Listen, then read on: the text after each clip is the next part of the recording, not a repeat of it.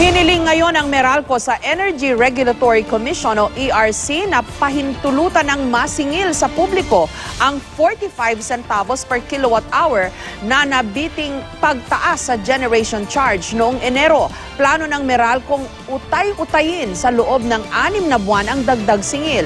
May report si Julius Segovia.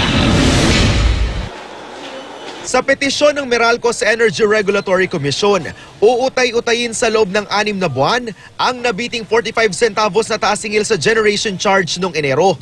Pero ang taas singil na ito, madadagdagan pa dahil sa iba pang bayarin gaya ng VAT at system loss charges. Posibleng maging 65 centavos na ang naunsyaming taas singil.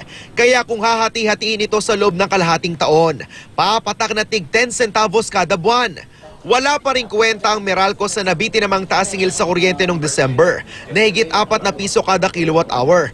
Ang tiyak, sigurado ring matatapyasan ito base sa recalculated Western prices. Well, indications will really point to a lower rate in the November supply month. But as to what the figures are, of course, that will we will provide that once we get the actual numbers. Malaki na ang natapya sa all-time high power rate hike ng Meralco, pero nangangamba pa rin ang ilang consumers sa posibilidad na magpatong-patong ang mga bayarin sakaling alisin na ng Korte Suprema ang TRO sa December generation charge at ang karaniwan ng mataas na singil sa kuryente tuwing summer. Bukod sa karaniwang apektadong operasyon ng mga hydroelectric power plant tuwing tag-init, karaniwang ding mataas ang demand sa kuryente sa panahong ito. Kaya inaasahang may epekto ito sa generation charge o yung singil sa paglikha ng kuryente. Posibleng sa unang linggo ng Abril malalaman kung magkakaroon ng paggalaw sa generation charge ngayong tag-init. In the past 10 years, nakita na namin na pinakamalaki ang pagtaas ng konsumo mula March papuntang Abril.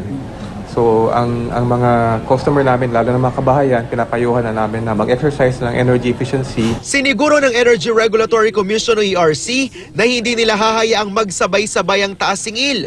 Kung susundin ang proseso, matapos ihain ang petisyon, dadaan pa ito sa mga pagdinig. Kaya baka tapos na raw ang tag-init bago maaprubahan ang hinihinging taas singil. When the Commission decides, ang magiging primary consideration niya is paano i-caution yung impact. Nandun syempre yung paano hindi makakabigat sa konsumidor yung magiging adjustment. Maaring iiwas namin ang panibagong singil doon sa alam namin na mataas na talaga yung babayaran ng konsumidor. Nahihirapan na nga kami magbayad dahil wala kaming malakas na income. Mahirap yun kasi padagdag ng padagdag. Samantala, pinare-refund ng ERC sa mga power distributor ang sobrang singil sa kanilang customers. Hindi raw bababa sa 10 electric cooperatives sa Luzon ang nagpatupad ng taas singil sa kuryente dahil napilitang bumili sa spot market noong naka-maintenance shutdown ng Malampaya Natural Gas Facility. Hindi gaya ng Meralco na na-TRO ang taas singil. Ipinasa raw ng buo ng ilang kooperatiba sa kanilang mga customer ang power rate hike.